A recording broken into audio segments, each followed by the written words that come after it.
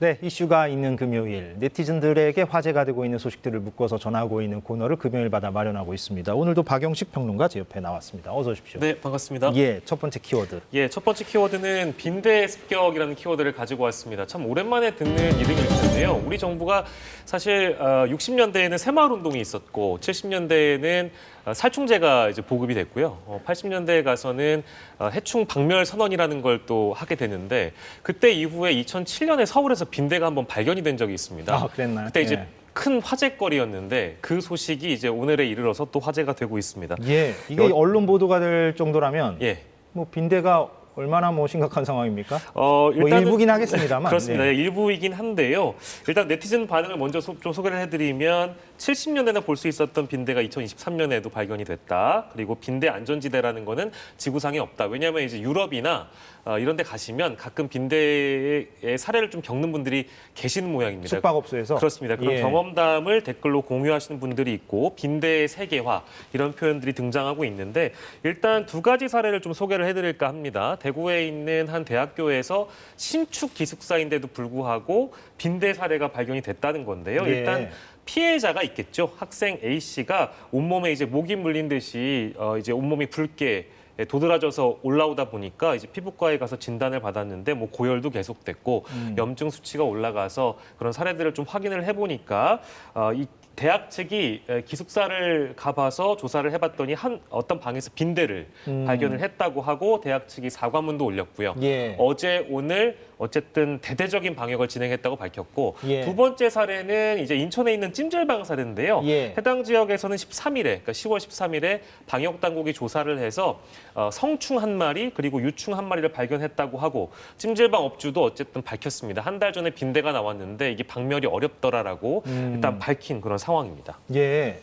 그럼 이렇게 최근에 이렇게 빈대가 발견되는 게 예. 뭐 원인 같은 게 있나요? 뭐 원인을 파악한다는 게 뭐 쉽지는 않을 것 같고. 그렇습니다. 예. 일단 뭐 나눠본다면 외부 요인, 내부 요인 이렇게 나눠볼 수는 있겠는데 아까 앞선 사례였던 계명대, 그러니까 대구 한 학교, 대학교의 경우에는 뭐 이미 이름이 다 보도가 됐으니까 일단 언급을 하겠습니다. 예. 대구의 계명대의 경우에는 조사를 해보니까 단기 교환 학생으로 영국 국적인 학생이 왔었는데 그 기숙사 방을 이용한 직후여서 혹시나 연관성이 있지 않을까. 현재 조사 중에 아, 물론 이건 추정입니다. 그렇습니다. 예, 이거 예. 가능성을 일단은 뭐 높게는 보고 있는데 네. 추정입니다. 뭐 미국, 영국, 유럽 쪽에서 빈대 발견 사례가 도드라지긴 합니다만 아직 확정은 아니기 때문에 말씀드리고요. 예. 찜질방의 경우에는 환경적으로 좀 고온다습하기 때문에 빈대가 증식할 가능성이 높다고는 볼 수 있는데 이것 역시 그냥 내부 요인일 뿐이지 어떤 지금 가능성의 영역으로만 해석될 상황이고 그 원인은 밝혀지지 않아서요. 일단 전문가들이 외국에서 유입되는 외부 유입을 따져본다면 일단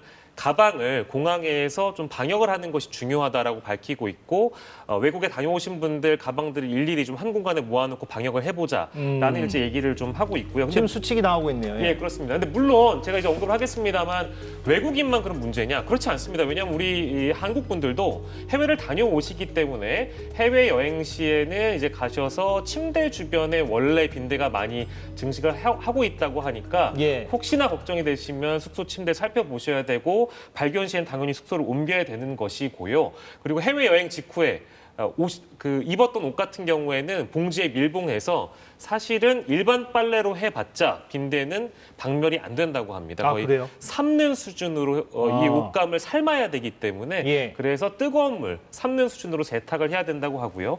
혹시나 해외 직구 많이 이용하시는 분들은 뭐 모르겠습니다. 이제 빈대의 경우에는 침대만 얘기할 게 아니라 전문가들이 얘기로는 그 콘센트 안쪽에서도 증식할 수 있는 가능성이 있다고 합니다. 아, 예. 그렇기 때문에 이제 택배 내용물만 그 해외 직구 시에 박스가 있다 보니까 그 박스 안에 있는 내용물만 가지고 집으로 들어가는 것을 권장한다고 하고요.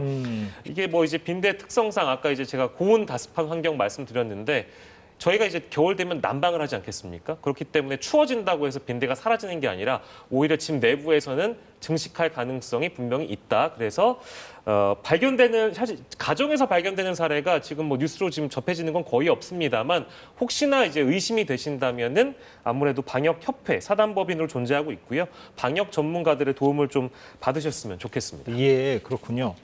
빈대가 나타났다. 네. 두 번째 키워드 어떻게 할까요? 두 번째 키워드는 반성문을 썼다더니라는 키워드입니다. 화면을 보시면 익숙한 그런 장면이기도 한데 대법원에서 이미 확정 판결 받은 부산 돌려차기 사건의 20년의 형이 과도하다.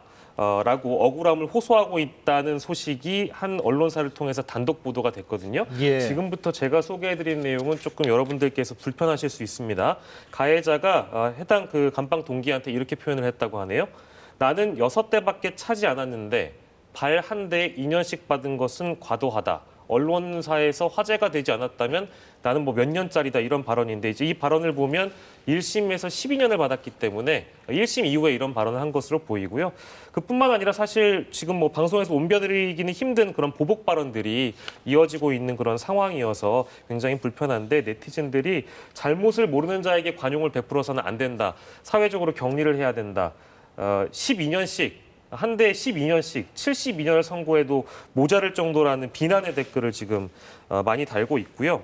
지금 재판부에 대법원까지 가는 과정에 반성문도 많이 제출했고 네. 탄원서도 냈다고 합니다만 이런 발언을 보면 이 사람이 뭐 반성을 하고 있는 것이냐 이런 의문이 들고요. 아까 앞서 소개해드린 그 보복 발언 때문에 이미 지금 부산지검 서부지청에 협박 혐의로 송치가 돼 있는 상황입니다. 아, 예, 그렇군요. 예. 근데 그 피해자가 국정감사에서 무슨 증언을 했다? 예. 이건 어떤 얘기입니까? 오늘 오전 법사위 그 국정감사, 그러니까 대상은 부산고등고법 대상으로 참고인으로 나왔습니다.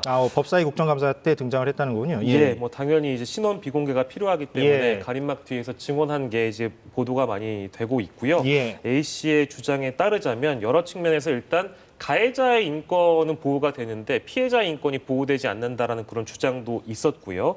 그리고 이제 1심 판결에 대해서 너무 피해자에 대해서 어떤 재판부가 깊은 고려가 없다 이런 주장인데 제일 소개를 해드리고 싶은 것은 이제 민사소송법 관련해서 이 그 피해자가 가해자에게 손배소를 청구를 했는데요.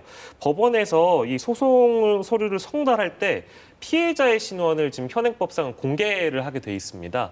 그래서 이것도 지금 비공개로 해달라는 법률 개정안을 이미 국회의원들이 발의를 했는데도 불구하고 법사위에 계류가 돼 있는 상황이거든요. 예. 그래서 이 부분도 좀 고쳐야 된다라는 주장이 나왔고 국회에서도 좀 전향적으로 검토가 이루어져야 된다고 봅니다. 예, 그런 내용들이 오늘 전해졌다는 것이고, 예. 세 번째 소식은 어떻게 할까요? 예, 세 번째 키워드는 고속버스 민폐녀 물음표를 저희가 달아왔습니다. 예. 온라인을 이번 주에 가장 뜨겁게 달궜던 내용 중에 하나라고 볼 수 있겠는데요. 그렇습니까? 예. 영상이 있어서 저희가 준비를 했는데 고속버스 좌석 등받이를 최대한 뒤로 젖혀서 뒷자리 어르신과 말다툼하는 영상인데 함께 만나보겠습니다. 해서부터 지금 마구가서 어느 분과 들어오다. 저희는 더 오래니까 이거 분수기라고 만드는 건데 뭐가 문제 아닐까요? 예, 어떤 상황입니까, 저게? 예, 이제 그 뒷좌석에 있는 어르신을 이제 고려하지 않고 앞에 있는 여성분이 최대한 이제 좌석을 눕혀서 서로 이제 갈등이 생긴 부분인데 이제 이 사안과 관련해서 네티즌들이 아무리 좌석을 제껴도 뒷사람한테 피해를 안 갈 정도 해야 되는데 개념은 모르고 권리만 찾는다. 이제 이런 비판의 댓글들이 많이 있고요. 의자를 뭐 고정되게 바꿔야 된다라는 그런 주장까지 그런 나오고 있는 상황인데 이 영상이 공개된 이후에 또 다른 주장이 또 등장을 해서 뭐 소위 반전이라고 해야 될지 모르겠는데 그런 주장도 좀 등장한 상황이거든요. 예, 뭐 어떤 내용입니까? 그러니까 처음에는 그 네. 앞좌석에 앉은 여성에 대한 비난 여론이 높았는데, 그렇습니다. 근데 또 내용을 좀 따져보니까 예. 또 그렇지 않은 부분도 있었다. 뭐 여성이 잘못이 없다 뭐 이런 주장은 아니고 예. 저 영상을 공개한 제보자가 그 상황을 좀 더 정확히 밝혔다고 보는 게 맞습니다. 예. 여성이 잘못한 건 맞는데 뒷좌석에 있는 그러니까 어르신, 그러니까 승객이 처음부터 정중하게 의자를 올려주십시오라고 얘기를 한 게 아니라 예. 발로 툭툭 차고 반말로 요구했기 때문에 이건 좀 무례한 거 아니었냐라는 예. 새로운 내용을 밝힌 것이고요. 그랬기 때문에 이제 이 언쟁이 시작된 거다라고 좀 정정을 해준 겁니다. 그래서 그 상황이 있고 난 뒤에 휴게소를 다녀온 이후에 지금 저희가 본 영상의 상황이 펼쳐졌다라는 예. 상황 정정이었습니다. 그렇군요. 예. 그래서 처음부터 그렇게 뒷좌석 그 어르신도 예. 뭔가 책임이 있다라는 취지로 제보자가 또 썼다는 거고. 근데 이제 네티즌들이 예. 이 새로운 내용이 나오고 나서 뭐랄까 양쪽 다 잘못했다라는 이런 표현은 아니고 이게 무슨 반전이냐. 어찌됐든 의자를 과하게 눕힌 사실은 바뀌지 않는다. 여전히 이제 그런 얘기도 있고. 갑론을박이 있었다. 하지만 그래도 한국 사람들 말은 좀 끝까지 들어봐야 된다. 중립 끼워 넣어야 된다. 이제 이런 댓글도 좀 있긴 했거든요. 근데 이게 참 현실적으로 예. 의자를 뭐 고속버스든 아니면 비행기 좌석이든 예. 젖힐 수 있도록 돼 있긴 돼 있잖아요. 그렇죠. 그래서 젖히면 예. 뒷좌석에 앉은 승객 입장에서는 뭐 공간이 좀 협소해지는 건 사실이고 그래서 예. 젖혀도 되는 건지 아니면은 에티켓상 그냥 안 젖히고 계속 똑바로 앉아 있는 게 맞는 건지 이거는 좀 예.